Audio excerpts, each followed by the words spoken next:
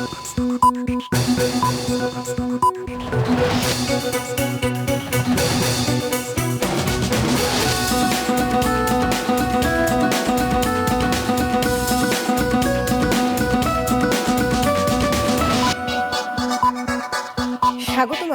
সংবাদে আপনাদের সঙ্গে আছি আমি মৌমিতা জান্নাত। গোপালগঞ্জে গতকালের সংঘাতের ঘটনায় জড়িত সন্দেহে এ পর্যন্ত ১৪ জনকে আটক করেছে যৌথ বাহিনী। সেখানে আজ সন্ধ্যা ৬টা পর্যন্ত কারফিউ চলবে, তবে এখনও কোনো মামলা হয়নি বলে জানা গেছে। আটক সবাইকে গতরাত ৩টার দিকে জেলা সদর থানায় হস্তান্তর করেছে যৌথ বাহিনী। গতকাল দিনভর গোপালগঞ্জ শহরের বিভিন্ন এলাকায় দফায় দফায় হামলা, ভাঙচুর, অগ্নিসংযোগ ও ককটেল বিস্ফোরণের ঘটনা ঘটে। এ সময় আওয়ামী লীগ ও নিষিদ্ধ ছাত্রলীগের সাথে আইন শৃঙ্খলা রক্ষাকারী বাহিনীর সংঘর্ষে ৪ জনে নিহত এবং অন্তত ৯ জন গুলিবিদ্ধ হয়। আহত হয় অর্ধ শতাধিক। এ ঘটনায় গত রাত ৮টা থেকে সেখানে কারফিউ শুরু হয়েছে। সকাল থেকে অধিকাংশ দোকানপাট বন্ধ রয়েছে, তবে জীবিকার প্রয়োজনে অনেকে দিনমজুর কাজে যোগ দিয়েছেন। বেলা বাড়ার সাথে সাথে রাস্তায় যান চলাচল, মানুষের উপস্থিতি বাড়ছে।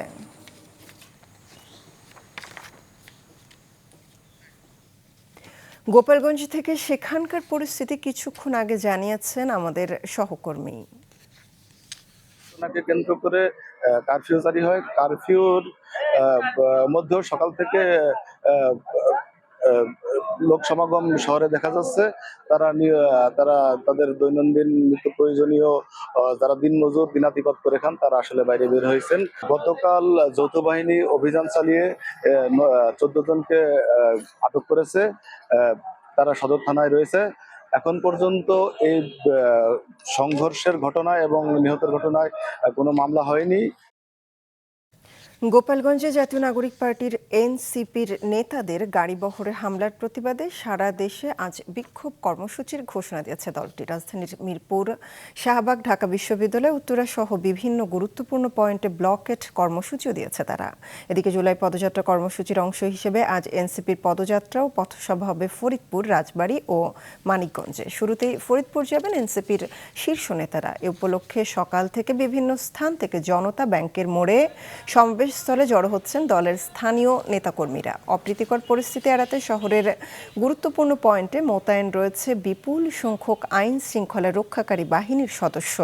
খুলনা থেকে ফরিদপুর সার্কিট হাউসে যাবেন কেন্দ্রীয় নেতারা এবং সেখান থেকেই শুরু হবে পদযাত্রা। আলোচিত ২১শে আগস্ট গ্রেনেড হামলার মামলায় যাবজ্জীবন কারাদণ্ডপ্রাপ্ত তারেক রহমান ও মৃত্যুদণ্ডপ্রাপ্ত সাবেক স্বরাষ্ট্র প্রতিমন্ত্রী লুৎফুজ্জামান বাবর সহ সব আসামির খালাসের রায়ের বিরুদ্ধে রাষ্ট্রপক্ষের করা আপিলের শুনানি চলছে। সকাল ৯:৩০ থেকে প্রধান বিচারপতি ডক্টর সৈয়দ রেফাত আহমেদের নেতৃত্বে ৬ বিচারপতির আপিল বেঞ্চে এ শুনানি চলছে। শুনানির শুরুতে এ মামলার পলাতক ২ আসামির পক্ষে আইনজীবী নিয়োগ না হওয়ায় বিস্ময় প্রকাশ করেন প্রধান বিচারপতি। পরে পলাতক হানিফ ও তাজউদ্দিনের পক্ষে স্টেট ডিফেন্স আইনজীবী নিয়োগ দেওয়া হয়। নির্বাচন কমিশনের ওয়েবসাইটে আবার ফিরেছে নিবন্ধন স্থগিত থাকা আওয়ামী লীগের নির্বাচনী প্রতীক। কমিশন সচিব গতকাল জানিয়েছেন, নির্বাচন কমিশনারদের সিদ্ধান্তে ওয়েবসাইট থেকে নিবন্ধন স্থগিত থাকা আওয়ামী লীগের নির্বাচনী প্রতীক নৌকা সহ নিবন্ধন পাওয়ার তারিখ ও প্রতীকের নাম অপসারণ করা হয়েছে। কিন্তু আজ সকাল থেকে সব তথ্য আবার দেখা যাচ্ছে। সচিব গণমাধ্যমকে জানিয়েছেন, কারিগরি ত্রুটির কারণে এখনও প্রতীক দেখা যাচ্ছে। বাংলাদেশ থেকে স্থলবন্দর দিয়ে কাঁচা পাট আমদানি বন্ধের সিদ্ধান্ত নিয়েছে ভারত। এই সিদ্ধান্তে খুলনা সহ দক্ষিণাঞ্চল থেকে রপ্তানি ধসের মুখে কাঁচা পাট ব্যবসা। রপ্তানির জন্য মজুত করা পাট পড়ে আছে গোডাউনে। এস এম মিলনের ক্যামেরায় মোস্তফা জামালের রিপোর্ট। দেশ থেকে যে পরিমাণ পাট রপ্তানি হয় তার একটি বড় অংশের যোগান আসে খুলনা সহ দক্ষিণাঞ্চল থেকে। রপ্তানি উন্নয়ন ব্যুরোর তথ্য বলছে, এই অঞ্চল থেকে প্রতি বছর গড়ে ১,২৫,০০০ টন কাঁচা পাট রপ্তানি হয় বিশ্বের বিভিন্ন দেশে। এই রপ্তানির ৯০% স্থলবন্দর বেনাপোল ব্যবহার করে যায় ভারতের মিলগুলির জন্য। ভারতীয় অধিকাংশ মিল পশ্চিমবঙ্গে অবস্থিত হয় বেনাপোল বন্দর দিয়ে পাট রপ্তানি অর্থ ও সময় সাশ্রয়ী। কিন্তু ভারত সরকার হঠাৎ করে কাঁচা পাট সহ ৯টি পণ্য স্থলবন্দর ব্যবহার করে রপ্তানিতে নিষেধাজ্ঞা দেয় গেল ২৭ জুন।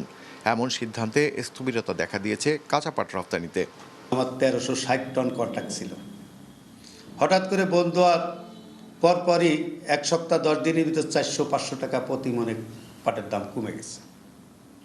কমে যাতে দেখা গেল যে আমার 55-60 হাজার মন পাট, এই পাট বেল দিয়ে লুজ দিয়ে স্টক আছে, তাতে আমি দেখা যাচ্ছে যে আমি 3 কোটি, 3.5 কোটি, 4 কোটি টাকার একটা ক্ষতিগ্রস্তের ভিতরে পড়ে গেছি। পাট রপ্তানি ক্ষতিগ্রস্ত হলে এর প্রভাব পড়বে দেশের পাট চাষে, ক্ষতির মুখে পড়বে চাষিরা, এমন শঙ্কা জানিয়েছে পাট রপ্তানিকারকদের সংগঠন বিজেএ। অনেকের মাল পোর্টে চলে গিয়েছে, সেখান থেকে ফেরত নিয়ে আসতে হয়েছে, এবং আমাদের যে আরও যে অর্ডারগুলো আছে পরবর্তীতে ক্রমান্বয়ে যাবে, সেগুলো অর্ডার তারা ইতিমধ্যে ক্যান্সেল করেছে। আর এটার জন্য এখন নৌপথ দিয়ে যেতে গেলে যে প্রসেস করতে হবে সেটা একটি সময় সাপেক্ষ এবং ব্যয়বহুল একটি ব্যাপার। এমন বাস্তবতায় কূটনৈতিকভাবে সমস্যা সমাধানের পাশাপাশি কাঁচা পাটের নতুন বাজার খুঁজতে কাজ করছে রফতানি উন্নয়ন ব্যুরো। পাশাপাশি পাট পণ্য উৎপাদন ও রফতানিতে ব্যবসায়ীদের বিনিয়োগে উৎসাহিত করছে সংস্থাটি। ভারতে রপ্তানি হয় প্রধানত, কিন্তু ব্যবসায়ীরা যদি ম্যানুফ্যাকচারিস্ট বিভিন্ন পণ্য রপ্তানি করে, ফিনিশ গুডস যদি বাংলাদেশেই তৈরি করতে পারে, তাহলে সেটা যদি রপ্তানি করা যায়, সেক্ষেত্রে কিন্তু রপ্তানির আমাদের আরও বেশি আয় বাড়বে, আর একই সাথে কর্মসংস্থানটাও বাড়বে। তথ্য বলছে সর্বশেষ 2024-25 অর্থ বছরে খুলনা অঞ্চল থেকে ভারতে 1,06,000 টন কাঁচা পাট রপ্তানি হয়, যা থেকে আয় হয় $8,28,00,000, যা আগের অর্থ বছরের তুলনায় $1,26,00,000 কম। মোস্তফা জামাল, মাছরাঙা সংবাদ, খুলনা। বগুড়া শহরে ঘরে ঢুকে 2 নারীকে হত্যার ঘটনা ঘটেছে। এ সময় আরও এক নারী আহত হয়েছেন। খুনের ঘটনায় অভিযুক্ত সৈকত হাসান নামের একজনকে গ্রেফতার করেছে ডিবি পুলিশ। গতরাত 8:15টার দিকে পৌরসভার 14 নম্বর ওয়ার্ডের ইসলামপুর হরিগাড়ি এলাকায় খুনের ঘটনা ঘটে বলে পুলিশ জানিয়েছে। পরে ভোর 4:30টার দিকে বগুড়া শহরের খান্দার এলাকা থেকে অভিযুক্ত সৈকতকে গ্রেফতার করা হয়। হত্যায় নিজের সম্পৃক্ততা স্বীকার করে প্রাথমিক জবানবন্দি দিয়েছে সৈকত। প্রেম ও বিয়ের প্রস্তাবে রাজি না হওয়ায় ক্ষিপ্ত হয়ে একাই এই হত্যাকাণ্ড ঘটিয়েছে বলে দাবি করেছে সে। ফেনী ও নোয়াখালীর উঁচু এলাকাগুলো থেকে পানি নেমে গেলেও এখনও পানিবন্দী হয়ে আছে নিম্নাঞ্চলের অনেক মানুষ। দুর্গত এলাকার পানি নামার সঙ্গে ফুটে উঠেছে ক্ষতচিহ্ন। কিছু কিছু এলাকায় হাঁটু সমান, আবার কোথাও কোমর সমান পানি দেখা যাচ্ছে। অনেক এলাকায় খাদ্য নিরাপদ পানির সংকটে বানভাসী মানুষ। নোয়াখালীর উঁচু এলাকাগুলো থেকে পানি নামতে শুরু করলেও পৌরসভার নিচু এলাকাগুলো এখনও জলাবদ্ধ। সড়কগুলোতে পানি থাকায় গ্রামীণ যাতায়াত ব্যবস্থা ভেঙে পড়েছে।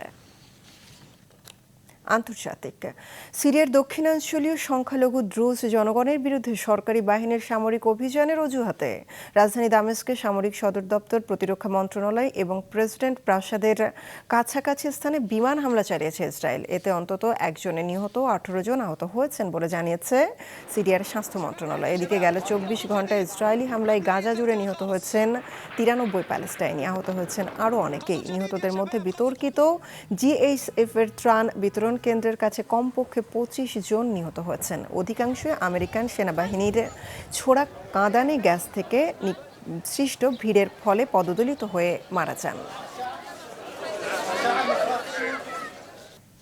এই ছিল এখনকার মতো। ফেসবুক আপডেট পেতে ভিজিট করুন মাছরাঙা টেলিভিশনের পেজে। ইউটিউব চ্যানেলে দেখতে পারেন আমাদের সংবাদ, প্রতিবেদন, অনুষ্ঠান। আমাদের পরবর্তী সংবাদ দুপুর 2টায় দেখার আমন্ত্রণ রইল।